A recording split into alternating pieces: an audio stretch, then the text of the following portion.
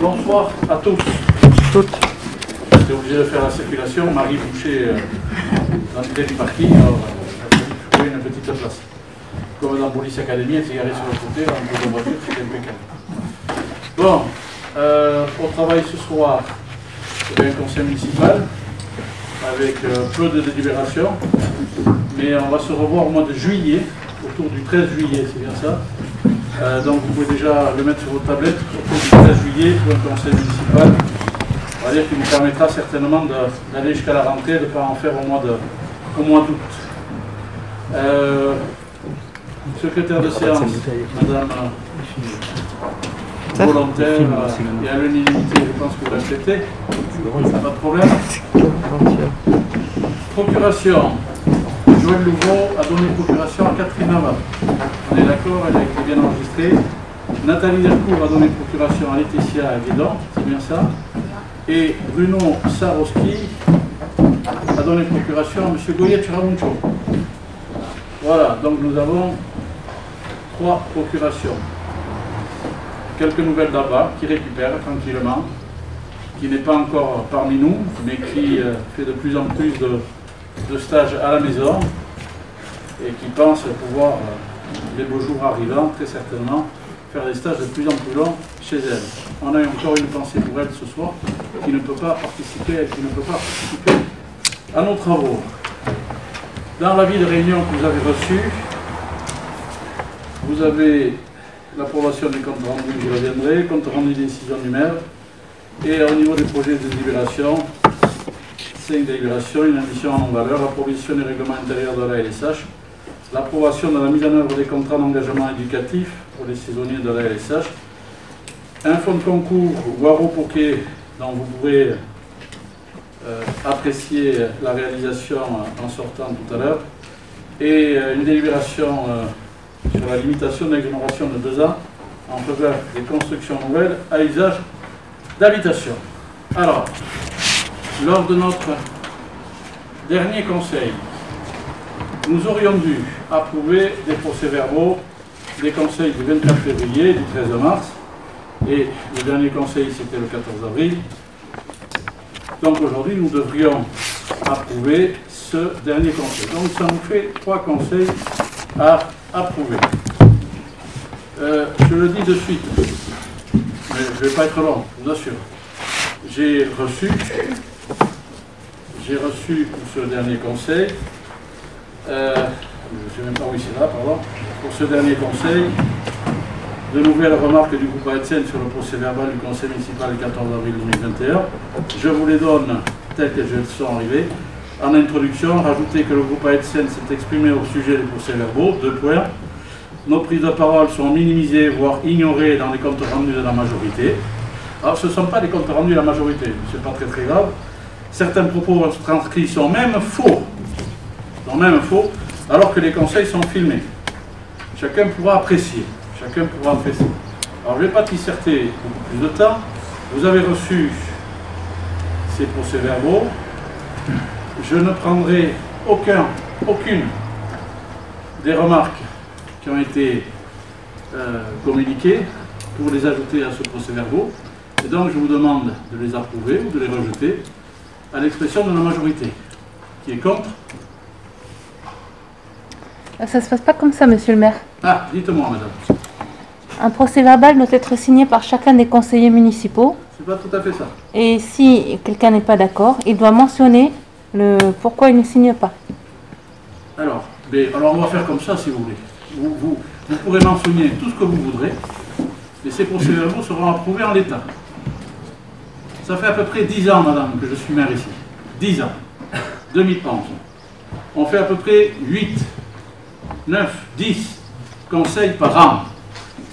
Sur les 10 ans, ça fait à peu près 80 conseils, au bas mot. Depuis que vous êtes arrivé et que vous relisez, que vous amendez ces conseils, eh bien, on n'arrive pas... Voilà. Alors pendant, je crois qu'on en a fait 2 ou 3 avant cela, ça a été à chaque fois de nouveaux commentaires, il y a eu différentes histoires, je ne vais pas y revenir, mais il faut quand même s'interroger sur le fait que pendant 9 ans au moins, avec à peu près le même conseil, On a réussi à établir des comptes rendus de procès-verbaux qui étaient approuvés à l'unanimité, avec des aménagements, des amendements, etc. Vous avez vu mon exaspération, parce que très honnêtement, je pense que ça ne vaut pas le coup qu'on y passe plus de temps que ça, sur le dernier conseil, au vu de ce que vous demandiez encore, et avec, je dirais, oui, les conseils sont filmés, et chacun, encore une fois, pourra apprécier, et vous avez peut-être même vu qu'ils sont filmés de deux façons. Voilà. Donc, je ne vais pas vous dire ce que nous en ferons pour le moment, parce qu'on n'est pas en capacité de vous dire de façon tout à fait aboutie, puisque c'est un essai pour notre part, qu'ils seront mis à disposition. Mais notre souhait, c'est effectivement de les mettre à disposition nous aussi, parce qu'on a vu que de temps en temps, c'était fait ou pas fait de votre côté, et que vous permettiez en plus de rajouter des choses qui n'étaient pas exactement ce qui s'était passé pendant le Conseil. Je crois qu'on en a fait la démonstration la dernière fois. Pour ce qui est de ce que nous essaierons de faire, à partir de procès-verbaux qui sont dans l'état, ils ne me satisfont pas non plus, mais qui sont dans l'état, je dirais, le minimum sur lequel nous pourrions nous entendre, au vu de ce que vous réenchérissez en permanence. Je souhaite aussi que ces conseils puissent être, si ce n'est stocké et visible par rapport à une chaîne YouTube ou par rapport à notre site internet, etc., mais aussi diffusés en direct pour ceux qui le souhaitent. Voilà, ça fait partie des propositions que j'ai envie de faire, mais encore une fois, ça dépendra de notre capacité technique. Si on ne réussit pas ce coup-ci, j'espère qu'on réussira le coup d'après, et que ça mettra faire, je n'y crois pas, mais que ça apportera, au vu de tout le monde, un regard objectif, puisqu'il vous semble dire que le mien ne l'est pas, qui plus est, avec la suspicion des fonctionnaires qui rédigent. Alors je valide ces comptes rendus, mais je ne prends pas le temps effectivement de les rédiger, mais en règle générale, je crois que la sincérité avec laquelle ils sont faits et l'objectivité avec laquelle ils sont faits auraient pu convenir à tout le monde. Ce n'est pas votre choix, ça vous regarde, ça fait partie de vos possibilités. Maintenant, madame, si vous voulez faire une motion associée à ce conseil, vous pouvez la faire. Mais le compte rendu, vous signez en arrivant une feuille d'émargement qui aussi participe aux pièces légales de ce conseil, qui permet de dire quels sont les éléments qui ont été portés dans le conseil. Vous avez deux éléments supplémentaires, le procès verbal et le compte rendu. Le procès verbal, alors il y avait une confusion de termes, ça on pourra y revenir. Le compte rendu doit être, c'est bien le compte rendu qui doit être exposé dans les jours qui suivent, c'est ça. Et le procès verbal qui doit être approuvé et mis à disposition, est-ce qu'il passe par le contrôle de légalité?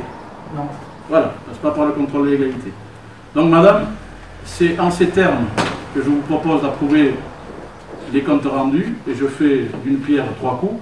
Le procès verbal du 24 février, du 13 mars et du 14 avril. Si vous souhaitez dire des choses, vous pouvez les dire, madame. Mais c'est comme ça qu'on va opérer. Juste la lecture d'un tout petit paragraphe. Le procès verbal de séance. Le président fait approuver le procès verbal de la séance précédente et prend note des rectifications éventuelles. Les délibérations sont inscrites par ordre chronologique dans le registre prévu à cet effet. Le registre est signé par tous les membres présents à la séance, ou mention est faite de la cause qui les a empêchés de signer. Ceci est un extrait de notre règlement intérieur du 29 juillet, règlement intérieur du conseil municipal. Donc, travailler depuis 9 ans, c'est pas un argument pour moi, parce qu'on peut travailler pendant 9 ans en faisant quelque chose d'un peu de travers. Donc là, on peut... Vous êtes là. Voilà, mais non, mais c'est vrai, vous avez dit vous-même, hein, il y a eu confusion entre compte rendu et procès-verbaux, et les procès-verbaux doivent être signés. Ça n'a rien à voir avec la feuille de présence. On est d'accord. Validé par vos colistiers. Est-ce qu'on est d'accord? Et qu'on assume. Par tout le monde, hein. Et qu'on assume. Donc dire qu'il y a eu 9 ans de travers, vous engagez également vos colistiers. Oui, bien sûr, on engage tout, il n'y a pas de problème. Voilà. Mais nous, ça nous arrive de reconnaître nos erreurs. Ça nous arrive de reconnaître nos erreurs. Voilà, donc maintenant il y a un règlement intérieur qu'on vous l'a explicitement lu. Bon, voilà, après, je pense qu'à un moment donné, il faut tourner la page aussi. On ne va pas tergiverser sur ça, on va mettre fin à ce type de... parce que je pense qu'il y a d'autres débats qui nous attendent. Néanmoins, je souhaitais quand même qu'on puisse faire un petit rappel quand même sur la réglementation. Certes, également, nous, on est aussi responsables de fait d'avoir accepté aussi ces comptes rendus et pas ces procès-verbaux et que... Ok. Non, mais vous étiez dans la voilà. même Moi, ce que je souhaite quand même, ce que nous souhaitons quand même, c'est qu'on puisse quand même... il y a 2 caméras ici. Bon, je pense qu'à un moment donné, il faut arriver aussi à un consensus. Et je pense qu'on ne va pas mettre 50 caméras dans la salle. Je pense qu'avec une caméra, ça suffira largement. On vous l'avait proposé il y a quelques années de filmer en direct les conseils municipaux sur lequel, bon, il y a une part de votre, un immobilisme de votre part. Nous, on a pris, via la plateforme citoyenne, de filmer ce conseil municipal. Je pense qu'à un moment donné, on arrivera à trouver un accord consensuel, vous et nous, sur le fait que ces conseils municipaux, et comme ça se passe ailleurs dans les villes ou villages, qui est un enregistrement sur lequel tout le monde peut se connecter et voir en direct le conseil municipal ou après coup, comme ça se passe à la CAPB par exemple. En ce qui concerne les comptes rendus, nous ce qu'on souhaite quand même, ce qu'on souhaitait, c'est que l'ensemble des débats puissent être retranscrits quand même, dans les termes et dans nos approches et dans nos pensées que nous on avait comme positionnement sur telle ou telle délibération. Vous ne souhaitez pas en prendre compte, c'est votre choix. Non, vous avez rendu la chose impossible. Bon, peut-être, je suis d'accord, mais à un moment donné, je veux dire, bon, on peut toujours avancer, toujours plus. Moi, ce que je vous propose, c'est qu'on tourne la page. Sur ça, je suis d'accord. Non, mais je veux dire, à un moment donné, on tourne la page. Ces comptes rendus, on ne va pas les accepter parce que, bon, comme vous l'avez dit, vous ne souhaitez pas prendre en compte nos observations et nos remarques. Et je pense que l'ensemble du groupe sera d'accord avec moi. Voilà. Et puis qu'on passe à autre chose. Parfait. Voilà. Hein? Bien, je vous remercie. Donc, 3 votes contre sur l'ensemble de l'approbation de ces comptes rendus. Abstention. Merci. Bien, donc, ces comptes rendus, j'apprécie votre ouverture, M. Capenegui, sur le fait que d'une situation de blocage, il faut essayer de sortir. Je ne souhaite que ça. Je ne souhaite que ça. On passe aux décisions du maire, compte rendu de décision du maire. Plusieurs décisions. L'achat d'un Karcher pour les services techniques pour un montant de 1 050 € en dépenses. Un virement de crédit numéro 2, le 2704, sur offre et restitution au titre de dégrèvement des contributions directes, virement de crédit de fonctionnement en fonctionnement pour régulariser une atténuation de profit des contributions directes, réclamation sur la taxe d'habitation sur la résidence secondaire d'un montant de 48 €. On passe à des consultations et à des entreprises retenues. Maîtrise d'œuvre des travaux de rénovation des installations de chauffage, ventilation, climatisation et du système d'eau chaude sanitaire du pôle enfance. Matt Ingénierie a répondu à hauteur d'un marché de 12 180 € hors taxe, soit 14 616 € hors taxe, et c'est l'entreprise qui a été retenue. Concernant la maîtrise d'œuvre des travaux d'aménagement des voies douces, là on avait 3 entreprises qui ont été consultées, 2 BHL, Keima et IMS, l'entreprise retenue IMS pour un montant de 20 650 €, soit un montant de 24 780. Et pour ce même champ d'action, des géomètres pour les travaux d'aménagement des voies douces, Ereka, Isabelle Monedero et Géodénac. Et c'est l'entreprise Géodénac pour un montant hors taxe de 3 809 € et un montant TTC de 4 570 qui a été retenu. Est-ce que vous souhaitez faire des observations, poser des questions sur ces différentes décisions? Non. Non? Aucune remarque. D'accord. À titre informatif, je crois pouvoir dire, parce que ça a été signifié et par la préfecture, je crois, et par notre sénateur, que concernant les travaux de chauffage, ventilation, climatisation du système d'eau chaude sanitaire du pôle enfance, c'est un marché assez lourd. Vous l'avez rappelé. Vous nous aviez interrogé sur pourquoi on n'avait pas fait les travaux avant, alors que nous avions gagné le procès, je crois même que c'était dans le parloir. Pourquoi nous n'avons pas engagé les dépenses, pourquoi etc. etc. Mais j'ai le plaisir de vous annoncer que nous avons fait une demande de DETR et vous l'avez voté. Non, je crois que vous ne l'avez pas voté. Non, je crois que vous ne l'avez pas voté. Vous ne l'aviez pas voté, cette demande de DETR. Et nous avons une DETR signifiée pour un montant de 105 000 euros. 105 000 euros. Ça avait le coup d'attendre, je crois, un petit peu quand même.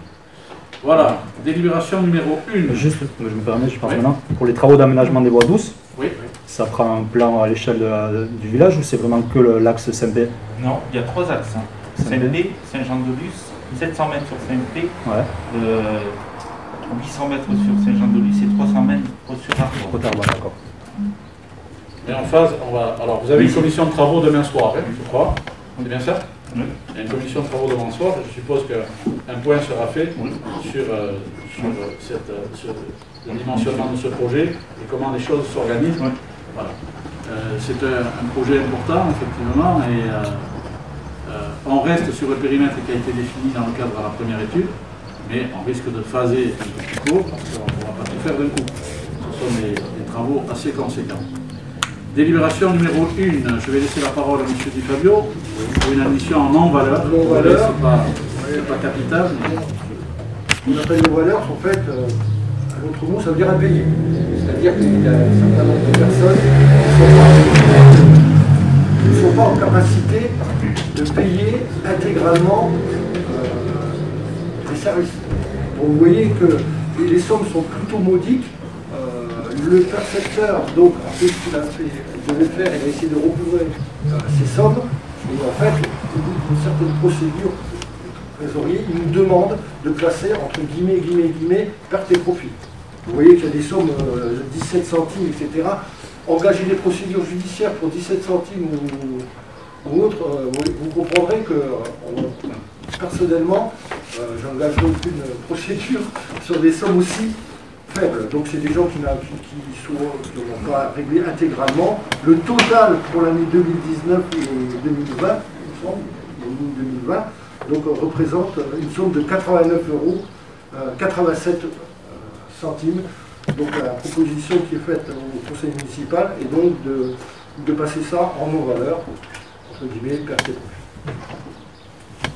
Est-ce qu'on a une idée du montant des recettes que ça représente, l'ensemble des services apportés par les crèches, etc. On est sur plusieurs centaines de milliers d'euros. On est sur plusieurs centaines de milliers d'euros. Voilà. Voilà. Moi, je veux signifier que 89 euros, c'est anecdotique. Quand tu dis qu'ils ne sont pas en mesure de payer, ce n'est pas un problème économique, c'est un problème technique. À un moment donné, ils sont partis, ils ont oublié, un truc qui reste sur la pile, voilà. Si on a assez peu de recouvrement en valeur, c'est d'abord parce que il faut saluer les AFA qui règlent leurs services, et ça c'est la première chose qu'il faut dire. Et puis certainement aussi, parce que je le vois passer régulièrement, le travail de nos services avec l'intelligence, la diplomatie, qui sont au plus près de nos administrés pour leur demander gentiment de bien vouloir régler s'ils ont oublié. 89 euros, je crois qu'on peut dire que c'est très très peu. Pardon, il faut la voter. Est-ce que les gens sont informés du coup que c'est pris en charge par la communauté, ouais. Les gens qui n'ont pas payé, ils n'ont pas l'information derrière. Mais non, parce qu'on n'arrive plus à les retrouver. Surtout. Il y a des gens, par exemple, il y a un cas où la personne est partie à Tahiti. D'accord. Pour une petite somme. Ça ne vaut pas le thème. Oui, ce que je veux dire, vu l'enjeu, on fait simple, on va dire ça comme ça. Ok. Voilà. Est-ce qu'on peut voter cette délibération? Qui est contre? Qui s'abstient? Je vous remercie. Délibération numéro 2, c'est celle qui concerne, alors c'est un hasard dans le flot des délibérations, mais on parle encore de la cantine, de la pause méridienne, de l'accueil périscolaire et de la SH. Je vais laisser la parole à Laetitia Guédon pour vous présenter cette délibération. Monsieur le maire rappelle qu'il convient d'approuver le règlement intérieur, cantine pause méridienne, accueil périscolaire et la SH pour la rentrée scolaire 2021-2022. Comme chaque année, le planning d'ouverture des AEFH vacances scolaires a été remanié en fonction du terrain de vie scolaire. Une tarification, activité, accessoires, dignité, mini-camp, etc. sera insérée dans le règlement intérieur. Il convient aujourd'hui de délibérer sur les règlements et les dossiers d'inscription limites 2021-2022.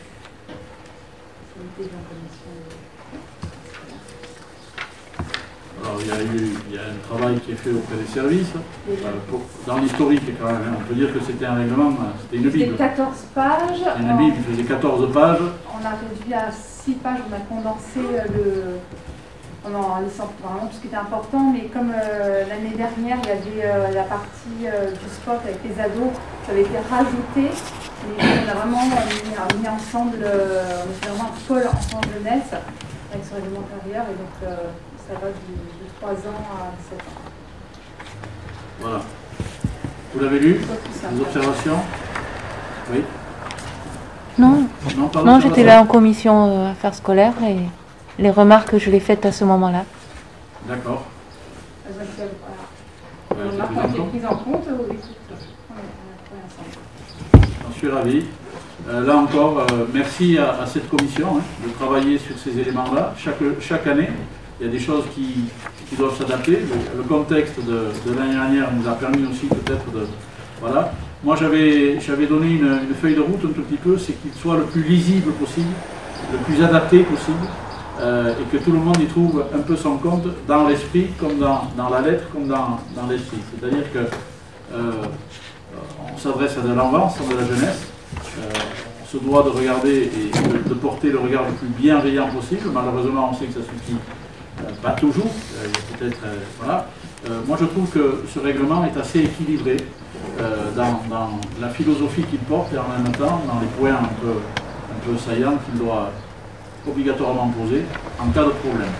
Donc, merci à la commission, merci au service d'avoir réussi ce tour de force, en sachant que nous souhaitons qu'il soit traduit en basque. Oui, on a fait la demande à la commission. Je ne sais pas si vous avez transmis l'information à M. Ladat. Nous souhaiterions qu'il soit traduit en basque. Est-ce qu'il y a une possibilité de ma part? Par qui vous voulez, mais... Il n'y a pas eu de retour des services de l'aglo, des traducteurs? Non, mais lors de la commission, on avait proposé à Mme Charrois de proposer à la... Oui, je lui ai transmis. N'étant pas bascophone, et que... Ouais, après... C'est pour nous aider, justement. Je serais ravi de... Voilà, je serais ravi. On aimerait l'avoir en basque, ce règlement intérieur, et qu'il soit disponible pour tous. Je suis ravi d'y participer. Après, je ne suis pas là pour prendre le boulot aux autres. Ah, non, il y a des professionnels... Il y a des professionnels... Vous allez rendre un service à l'aglo qui est submergé, rendre un service à la commune, parce que c'est forcément pris sur le quota de l'aglo. C'est pas... Enfin, moi, je ne suis pas bascophone, donc je ne vois pas me lancer dans ce genre de choses. Vous l'êtes, vous êtes élu, je pense que ça peut être intéressant qu'on ait en basque, on vous l'a demandé. Après, vous pouvez, vous voulez, vous pouvez pas, vous voulez pas, c'est pas le sujet, mais il va falloir nous le dire pour savoir si notre objectif de le traduire en basque peut être atteint ou pas par l'entremise de votre compétence. Je peux, sans prétention, oui. Après, merci. Le temps, ça prend beaucoup de temps, la traduction. Donc, après, moi, je suis prêt à travailler quand on est dans un donnant-donnant aussi. C'est-à-dire qu'il y a des efforts qui sont faits en généralité sur le sujet, moi, je serai le premier à vous donner un coup de main aussi. Donc, c'est à discuter. Ouais, mais donc, déjà, priorité aux professionnels. On n'est pas au souk, c'est pas... Ouais, non, mais oui, c'est un sujet qui me tient à cœur. Donc, il y a des professionnels quand même, j'attends d'avoir un retour des professionnels. Quelque part, on a un budget alloué aussi pour la langue. Des choses comme ça, oui, ça a plus un rôle dans ce budget alloué. Bon, on en reparle le prochain coup. Nous, on aimerait que ça puisse être, je veux dire, si dans un mois, on n'a pas de retour de votre part, effectivement, on repassera par... C'est pour la rentrée. Oui, non, mais sur ça, d'abord, est-ce qu'on peut avoir un retour de l'agglo? Je vous l'ai dit, le problème de l'agglo, c'est que premièrement, ça va prendre sur notre quota. L'agglo, c'est pas un puissant fort. C'est-à-dire que Cette année, on a beaucoup de choses à leur demander en basque. On ne peut que s'en féliciter. On a beaucoup de choses à leur demander en termes de traduction. On a un contrat bien particulier. On sait, parce que... Alors, peut-être qu'on va trouver d'autres modalités, notamment par rapport au site internet, etc. Mais on sait qu'on risque d'être limite. Là, ça correspond à 4 pages. Voilà, c'est tout. Mais pas de problème, on pourra en reparler la prochaine fois. Et on essaie d'avancer pour qu'à la rentrée, on puisse diffuser ce document en basque et le mettre sur notre site internet aussi à la mairie. On est d'accord? On prend acte pour la prochaine fois et ça, sin compromiso, comme on dit en espagnol, mais il n'y a pas de problème. Si vous pouvez, merci. Si vous ne pouvez pas, c'est pas grave, on essaiera de trouver une autre solution. Je l'ai fait voter ou pas? Non. Qui est contre? Qui s'abstient? Je vous remercie. Délit numéro 3, recrutement des saisonniers à l'ESH pour l'été 2021 en contrat d'engagement éducatif. Bon, vous avez reçu cette délibération, vous avez reçu les éléments contextuels dans lesquels elle se pose. Je laisse la parole à Laetitia pour vous expliquer un tout petit peu de quoi il ressort. Alors, on a proposé au conseil municipal de se prononcer sur le recrutement des personnels pour assurer le fonctionnement de l'accueil des loisirs sans hébergement à l'ESH pour l'été 2021. Je propose de recruter ces personnels dans le cadre d'un contrat d'engagement éducatif. Le contrat d'engagement éducatif est un contrat de travail spécifique destiné aux animateurs et aux directeurs d'accueil collectif de mineurs en France. Il a été créé en 2006 afin de répondre aux besoins spécifiques de ce secteur d'activité. Ces contrats d'engagement éducatif sont des contrats de droit privé faisant l'objet de mesures dérogatoires au droit du travail en ce qui concerne le temps de travail, le repos du salarié et la rémunération. Les collectivités territoriales peuvent conclure des contrats d'engagement éducatif au but de l'organisation d'accueil collectif de mineurs dès lors qu'il s'agit de satisfaire un besoin occasionnel de recrutement et qu'elles sont responsables de l'organisation de ce type d'activité.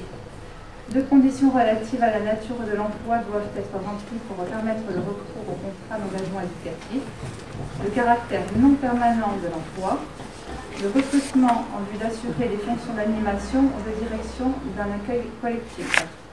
Le CEE peut être proposé à toute personne qui participe occasionnellement à des fonctions d'animation ou de direction d'un accueil collectif de mineurs. La notion de participation occasionnelle se traduit par la possibilité d'engager un salarié pour une durée supérieure à 80 jours de travail sur 12 mois consécutifs. Ne peut être engagé en CEE une personne qui anime au quotidien les accueils en période scolaire. Pour bénéficier du CEE, il faut notamment justifier des qualifications exigées comme le brevet d'aptitude aux fonctions d'animateur avec le BAFA. Concernant la durée du travail, les dispositions relatives à la durée légale ne s'appliquent pas aux titulaires du CEE. Ceux-ci bénéficient facilement d'un régime permettant de tenir compte des besoins de l'activité. Cependant, certaines prescriptions minimales sont applicables. Le salarié ne doit pas travailler plus de 48 heures par semaine, calculées en moyenne sur une période de 6 mois consécutifs.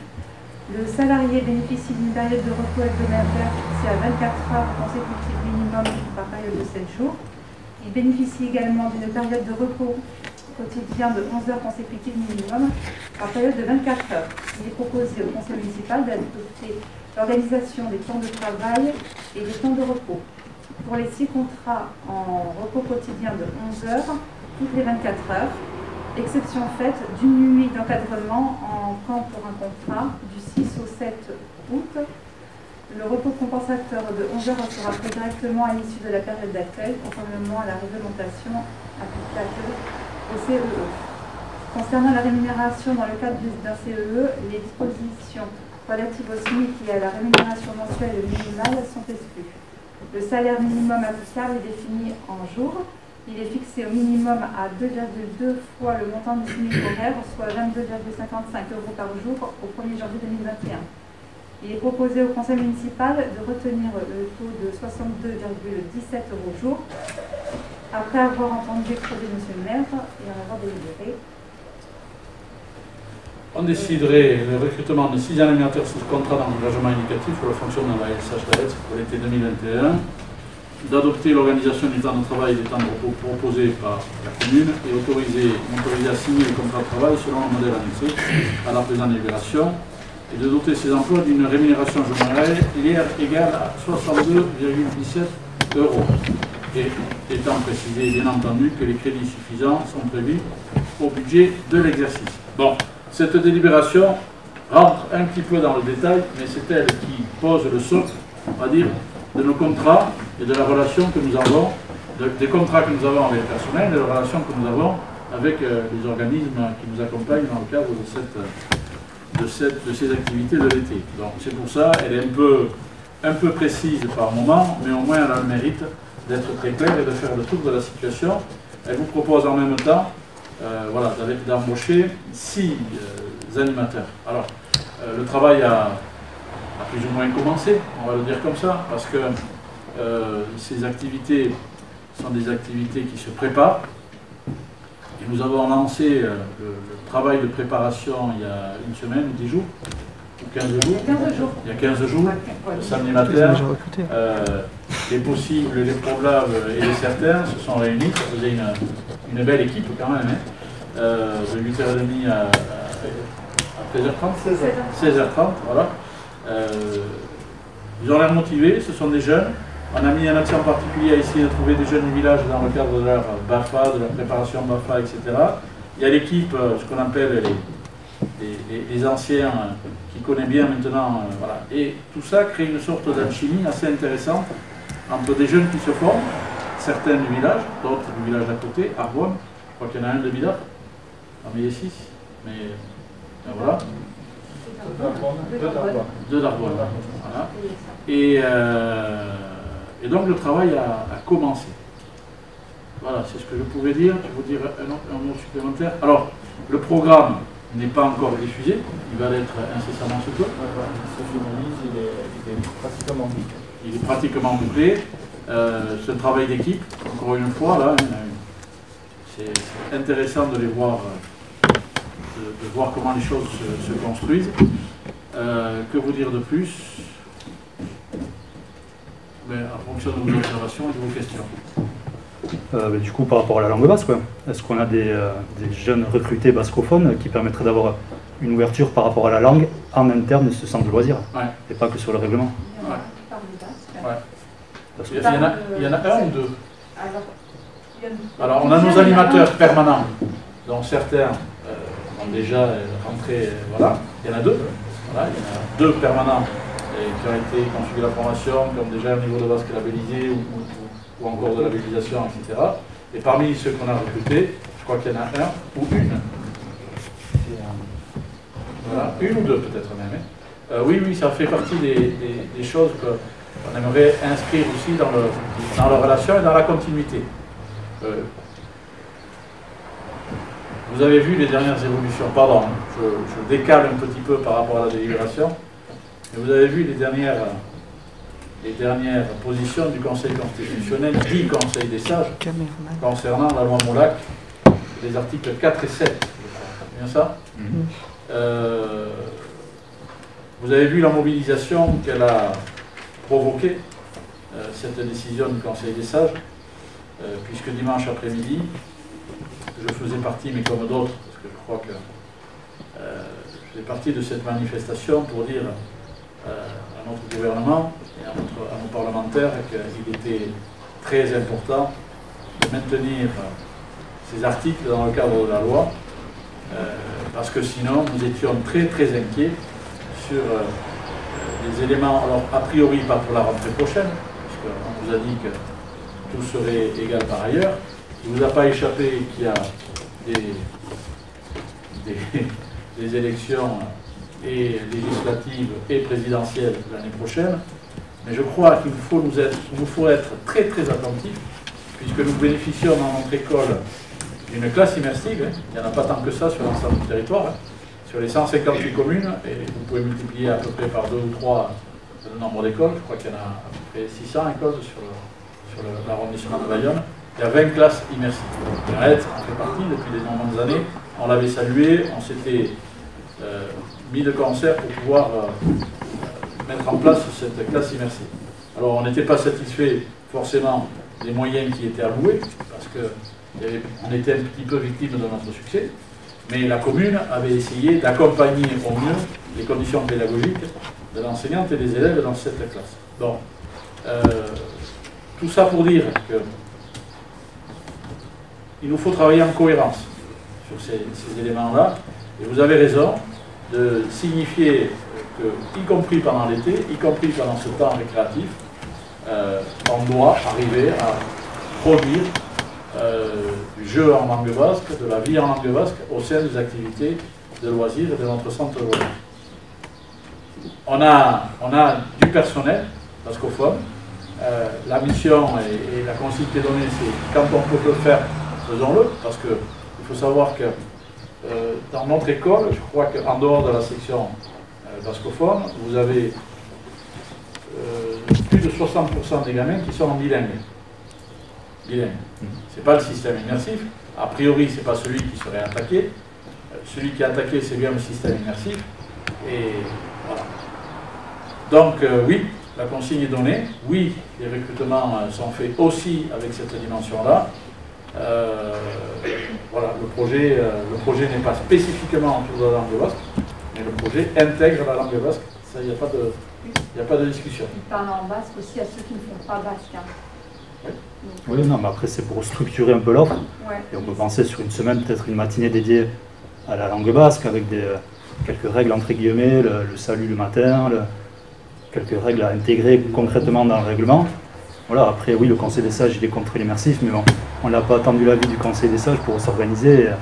Il y a les écoles publiques, il y a le privé confessionnel, il y a l'immersif complet. Et voilà, et comme vous le dites, la langue basque ne peut pas se cantonner à l'école.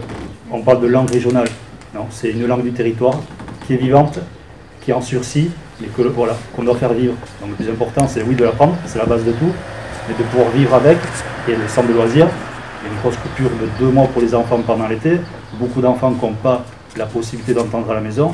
Donc intégrer déjà une notion d'Euskala dans le centre de loisirs avec du personnel bascophone a priori, avec une volonté, puisqu'on me demande de traduire le règlement. Et je pense qu'il faut le structurer dès maintenant et avancer petit à petit et voir comment les parents c'est en ce sens que j'ai travaillé. Ouais. J'ai refait la demande cette semaine. Acter des choses. Alors j'ai cherché, alors je ne peux pas dire que je les ai trouvés, mais on m'a assuré qu'ils y étaient. Il y avait une délégation de l'école publique à la Hette. Vous l'avez vu? Ouais. Moi je ne l'ai pas vu, je voulais aller les saluer pour les remercier d'être présents. Je pense qu'il devait y avoir des parents, des enseignants, etc. Je les ai cherchés, je ne les ai pas trouvés. Il y avait beaucoup d'AESTAR. Il y avait des AESTAR de l'école publique, de l'Oabia et Castola et d'Alorga et Castola. Il y avait beaucoup d'AESTAR, oui, mais l'école publique était représentée. Oui, non, avec une pancarte, il y avait toutes les écoles qui étaient représentées. Les 20 que vous avez cités dans l'école publique, les 19 en confessionnel et les 37 de la fédération HHK. Tout le monde était présent, tout le monde avait un représentant. Et il y avait 10 000 personnes dans la rue. Donc, bon, c'est pas validé là-haut par un conseil des sages. Mais pour autant, sur le terrain, on continue et il va falloir un jour ou l'autre qu'il le valide parce que la réponse, elle est claire. Mais on a un conseil d'école vendredi, c'est ça. Je pense que le sujet sera abordé.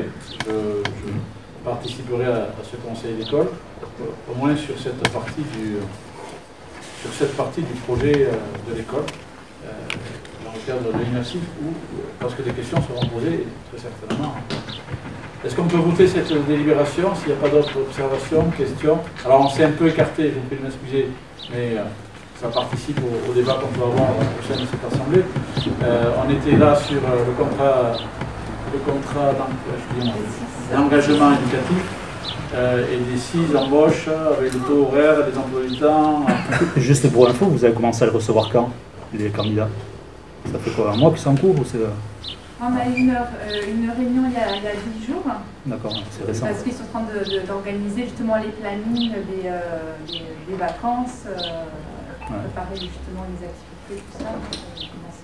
Après, on est obligé d'embaucher bien plus tôt. Excusez-moi, de récupérer les CV un petit peu. Janvier. Les CV arrivent dès le mois de janvier, février pour ceux qui ont déjà l'habitude de travailler avec nous et qui commencent à candidater dès le mois de janvier.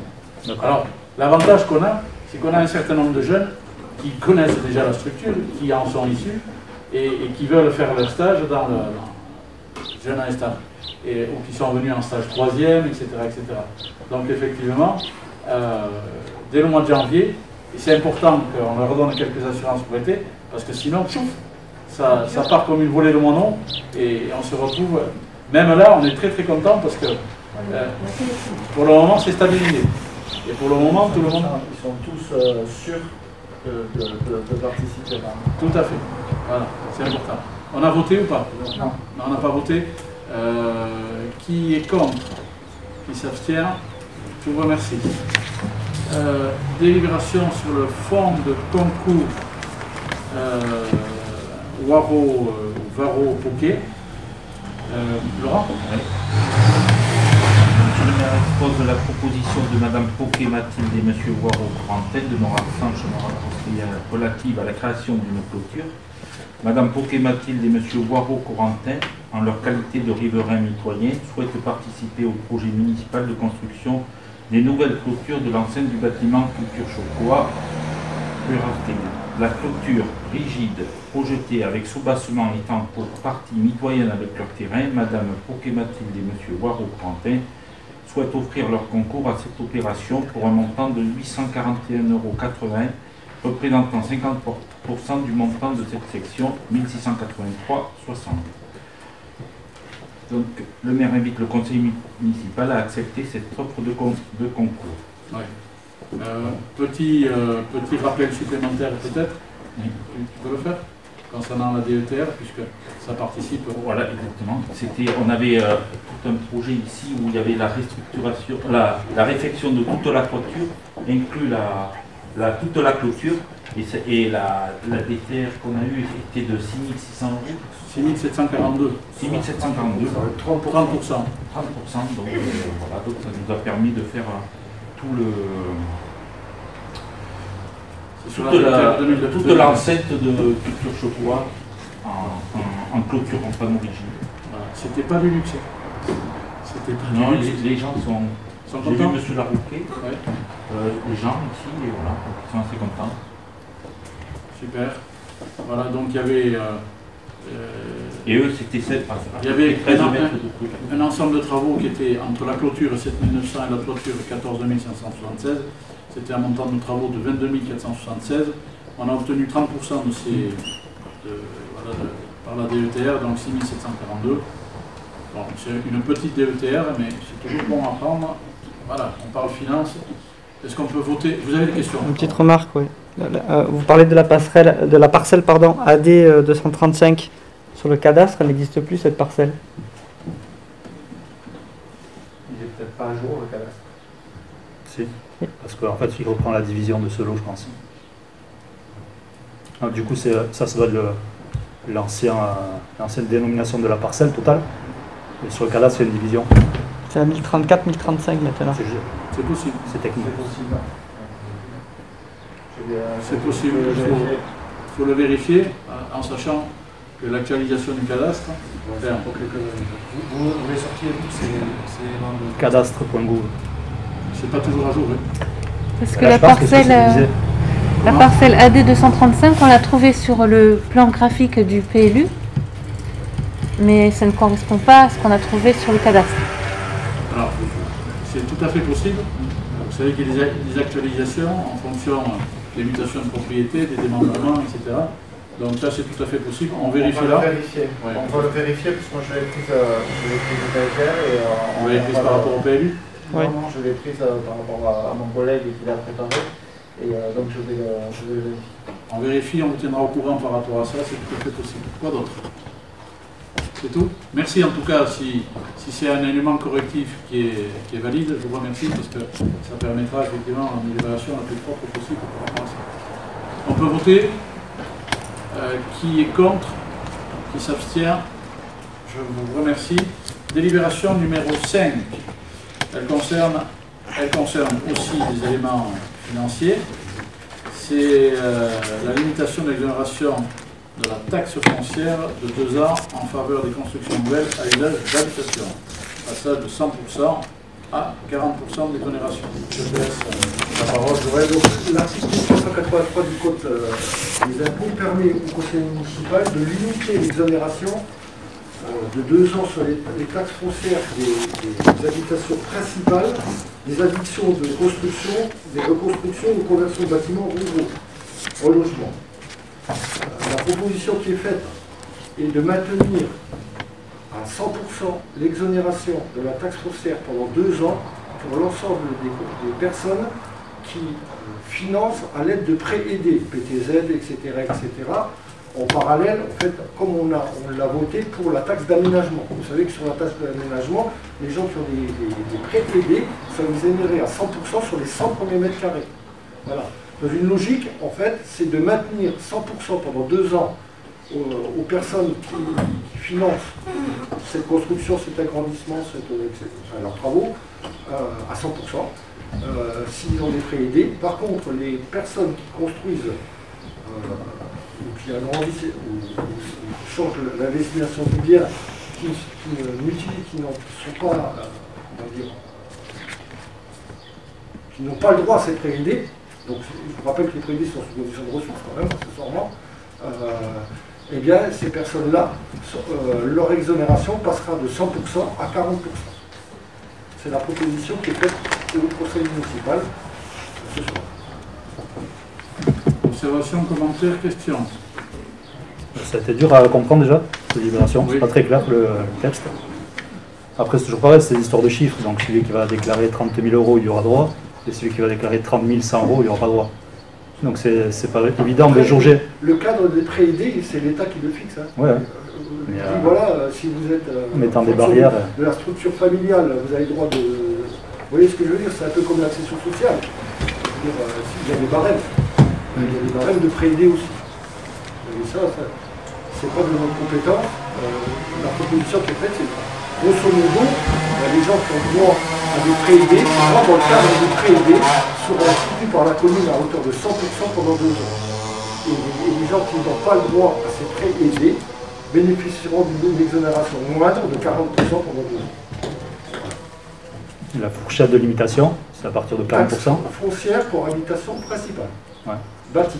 On peut limiter à partir de 40% jusqu'à donc 100%. C'est-à-dire qu'ils paient la base, alors qu'ils n'auront plus d'exonération à 100%. Ouais, ils auront une exonération à 40% sur la base de leur taxe foncière. On peut mettre n'importe quel pourcentage où on a un taquet.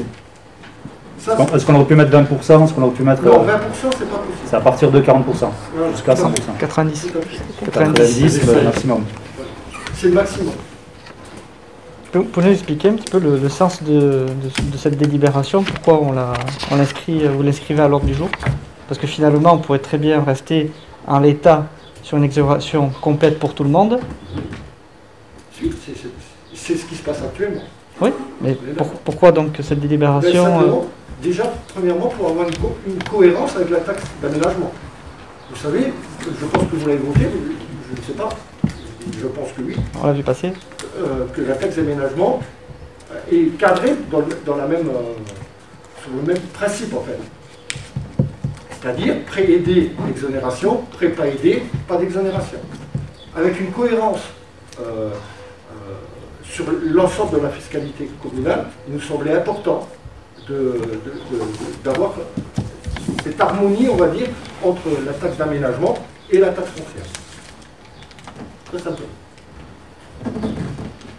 Donc finalement, ça fait des ressources en plus communales. Oui, mais bon, ah oui. c'est pas obligatoirement l'objectif. C'est pour ça, c'est un petit peu le sens de ma question. Il y a d'autres leviers pour ramener de l'argent. On a voté, et je pense que vous l'aviez proposé et voté, la taxe majorée sur la taxe d'habitation des résidences secondaires. On l'a passé à 60%. Évidemment, c'est une ressource supplémentaire, on va le dire, mais c'est à la marge. Vous savez, je sais pas, c'est vraiment... voilà, il y a aussi quelquefois comme levier ou comme réflexion, pas obligatoirement l'aspect financier. Écoutez... Vous voyez ce que je veux dire? Voilà. Alors si aujourd'hui, l'autre question c'est de savoir combien ça va rapporter à la commune. Ah oui.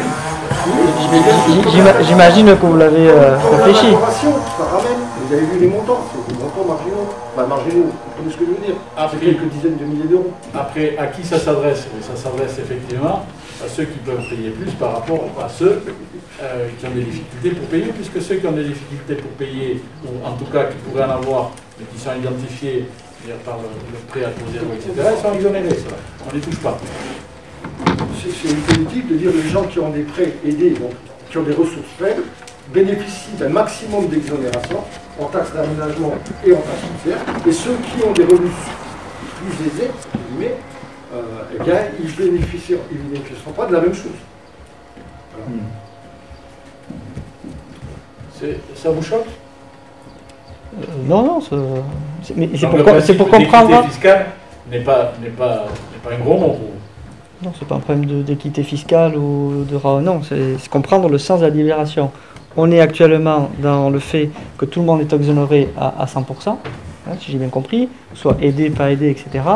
Bon, comme dira Muncho, effectivement, il y a des seuils de PTZ qu'on peut appeler pré-aidé, ce que vous voulez, et que dès qu'il y a des couples qui viennent s'installer sur Retz et qui sont au-dessus de ce seuil, ne sont plus dans les pré-aidés. Et donc basculent, si vous voulez, dans cette délibération. Oui, mais après, non, mais je pense, j'imagine, aux jeunes couples qui viennent s'installer sur Retz, qui n'a pas le droit à des pré-aidés, etc. Bon, l'exonération, 40%. Et il y a des gens qui ont des ressources moindres, qui bénéficieront. Non, mais ça, au niveau du... Je suis entièrement d'accord, mais ça ne change en rien celui qui a le prêt, aidé, il est exonéré à 100%, suivant la loi actuelle, si vous voulez. Bon, là, cette délibération ne va pas à l'encontre de ça. Ok, on entend bien. Mais ce que je vous dis, c'est un jeune couple qui vient s'installer sur Retz et qui a... Ça peut être un vieux couple. Oui, mais bon, vous savez très bien... ce sont des... Ça peut être un vieux couple qui vient faire une résidence, qui a un certain nombre de moyens, etc., et qui peut participer... On peut le voir aussi. On peut le voir ainsi, mais je pense que sur AET ça dépend de quel versant vous voulez voir. Non, mais j'entends. Hein. C'est pour ça que si vous voulez, je m'interroge sur le fait de. On prend le versant des gens qui ont peu de ressources, ou on regarde le versant des gens qui en ont plus. D'accord. Voilà. Nous, la proposition qui vous est faite, c'est de regarder les gens qui en ont un moins. Oui, parce qu'il a envie de faire construire. Non, c'est pas une question. C'est pas une question de. Ça n'a rien à voir. C'est de la fiscalité pure. Moi, j'essaie d'avoir une harmonie fiscale et d'équité fiscale entre la taxe d'aménagement, entre la taxe foncière, etc. Cohérence, il y a un sujet de cohérence. De cohérence, tout simplement. Si on a accepté, pour moi, l'exonération pour les gens qui ont des prêts aidés, je trouve normal que de l'autre côté, taxe foncière, c'est pareil, pour les résidences bâties principalement. Voilà. Est-ce qu'on peut passer? Est-ce qu'il y a d'autres questions? Vous pouvez m'excuser. D'autres observations? Non, ça mériterait un retour, certainement, après une première expérience. Oui, tout à fait. Pour voir. On pourrait quantifier, voir ce que ça représente, etc. Encore une fois, hein, je crois qu'on n'a pas la capacité, parce que c'est pas automatique, comme dirait l'autre. Ça dépend des constructions, etc. Ça dépend de la typologie des gens qui viennent s'installer. Mais effectivement, ça serait intéressant de regarder. Vous savez, oui, il y a une cohérence, à mon avis. Vous voyez bien que ils ont parfaitement compris. Oui, non, il y a toujours une cohérence, mais là, c'est toujours difficile de trouver le juste milieu, et c'est compliqué. Et forcément, au bout d'un moment, il faut mettre des taquets, des niveaux différents. Voilà. Et il y aura certainement un couple qui va se voir passer le prêt à quelques milliers d'euros près et qui n'aura pas l'exonération totale. Il y aura aussi le cas de la personne fortunée et à l'aise qui participera aux frais de la commune et qui participera à l'effort communal. C'est pour ça qu'il faudra avoir le retour d'expérience. La commune étant un élément régulateur de redistribution des ressources qu'elle peut avoir, et alors les uns et les autres peuvent bénéficier vivant à l'année ici, par exemple. Parce que ça s'adresse uniquement sur les résidences principales. Il y a juste un élément aussi à avoir en perspective, c'est que avec notre PLU qui est en vigueur depuis 2019, on a mis l'accent sur la mixité sociale, et donc on aura une production de logements qui va générer beaucoup plus de logements sociaux que ce qui était le cas précédemment. Donc on va accueillir un public qui sera plus dans la disposition des abattements et des exonérations vis-à-vis de la taxe d'aménagement. De l'autre côté, par contre, on a toujours le même niveau d'équipement à devoir assurer, et donc ça fait partie aussi de cette réflexion. Il faudra avoir un retour là-dessus pour voir quelle incidence ça a sur les recettes de la taxe d'aménagement, d'avoir ce volume de public exonéré et qui bénéficie des abattements. C'est un effort. Et en fonction des équipements qu'on doit générer. Et ils sont de différentes natures. c'est très important, le fait qu'on ait voté l'exonération pour les prêts aidés, 100 mètres carrés exonérés, financièrement, c'est important. On a fait un effort, ensemble, très important sur le budget. Parce qu'on pourrait dire, on pourrait ne pas prendre cette exonération et les gens paieraient 10 premiers mètres carrés avec Est-ce qu'on peut voter, messieurs, dames? Qui est contre? Qui s'abstient? Je vous remercie. Nous avons épuisé les délibérations et les questions à l'ordre du jour. Je vais juste vous rappeler et souhaiter bonne chance aux uns et aux autres.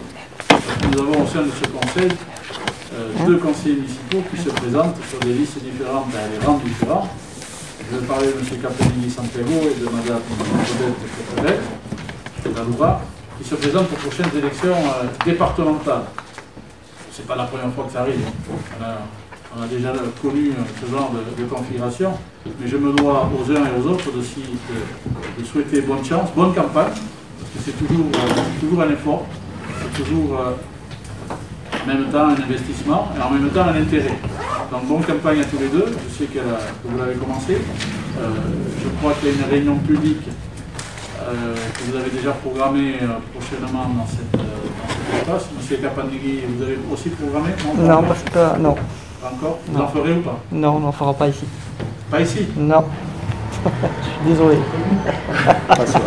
Vous n'avez pas besoin ici. Bon, en tout cas, bon courage à vous, à tous les deux, et le meilleur, bon, ça ne sera pas forcément pour tous les deux, mais le meilleur pour vous. J'en viens à ces 2 tours. 2 tours dans un contexte bien particulier. Ces élections se dérouleront dans ce bâtiment pour des facilités d'organisation et surtout des contraintes d'organisation. C'est pas tant des facilités. La préfecture nous a envoyé l'ensemble du cahier des charges à remplir. Il nous faut une entrée, une sortie, et pour bien simplifier, vous savez qu'il y a 2 élections en même temps, les départementales et les régionales, et sur 2 tours. Donc ça veut dire qu'on a un besoin important d'assesseurs. Je rappelle, pour ceux que ça peut intéresser en tout cas, que j'ai écrit à Monsieur le Préfet et nous avons organisé un certain nombre de dispositions pour que tous les membres assesseurs qui souhaitaient se faire vacciner, parce que c'est soit le vaccin, soit le test, et c'est tout, qui pouvaient se faire vacciner sur un programme préétabli, et on peut en dire un mot, ça fonctionne très très bien. Voilà. Par contre, on a encore besoin, et ça sera la première fois très certainement, en tout cas dans les 10 dernières années, ou même dans les 12 dernières années, que nous avons besoin d'assesseurs extérieurs au conseil municipal. Peut-être que certains ne sont pas encore positionnés, je pense, excusez-moi de les citer, mais à Patrick Chéron, Catherine Nava, Joël Bureau, Madame Charrois s'est positionnée sur le 27 juin, mais pas sur le 20, c'est bien ça? Donc vous pouvez que sur le 27? Pour 5 heures l'après-midi, oui, c'est déjà pas mal. Oui, mais c'est le lot de tous, là. Excusez-moi. Oui, mais je suis inscrite, oui. Je pense qu'on est assez nombreux. Certains, c'est beaucoup plus, même. Vous verrez quand vous aurez ma place. Moi, j'avais dit le 27 aussi que je Bon, je ne me suis peut-être pas tout monté. Patrick s'est positionné, mais par contre, au vu de la réponse. Ah oui, mais moi c'est très clair. Mais moi, c'est soit vacciné, soit testé. C'est ni l'un ni l'autre pour moi. Mais la préfecture refuse qu'on ait des assesseurs qui soient non testés. Non, mais c'est positionné. pour ça que je ne t'ai pas mis. Okay. Voilà. C'est positionné. Ouais, il faut venir habiller aussi. Il faut venir déshabiller, ça ne fait pas quoi. Pardon, il y a quelques contraintes, il faut jouer avec. Voilà. Donc je pense à. Excusez-moi. Tac, merci. Hop. Catherine, bon, voilà. Joël Bureau, il a été interrogé, mais c'est pas revenu. Ramucho, pas de possibilité là-bas. En fait, moi j'avais compris que pour le 20. Je vais faire le message, mais faut que je voie pour le 27. Pour les 2 tours, 20 et 27. Non, mais moi j'avais compris que c'était que le 20.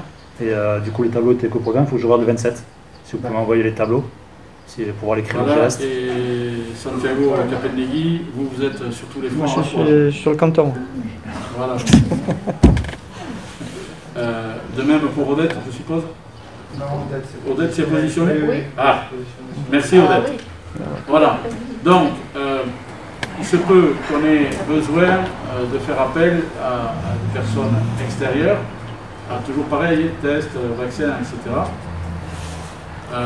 Il nous faut peut-être voilà, faire appel dans nos entourages proches, peut-être à certains membres du CCAS, peut-être, alors ils se sont certains, voilà, on a la famille, on a quelqu'un qui sera titulaire, enfin, mandaté par une liste, qui s'appelle M. Bouffard, titulaire Europe Écologie Les Verts. On a M. Siegfried Magraff, qui sera présent aussi avec son épouse. Bon, il faut qu'on arrive à trouver des gens pour mettre dans les cases. Alors effectivement, vous avez raison, Mme Charlois, c'est des sessions longues, 8h, 13h, 13h, 18h. Avant, on faisait des sessions de 2 heures, on trouvait déjà ça long. Là, ce sera à 5 heures, donc oui, il va falloir des chocolatines.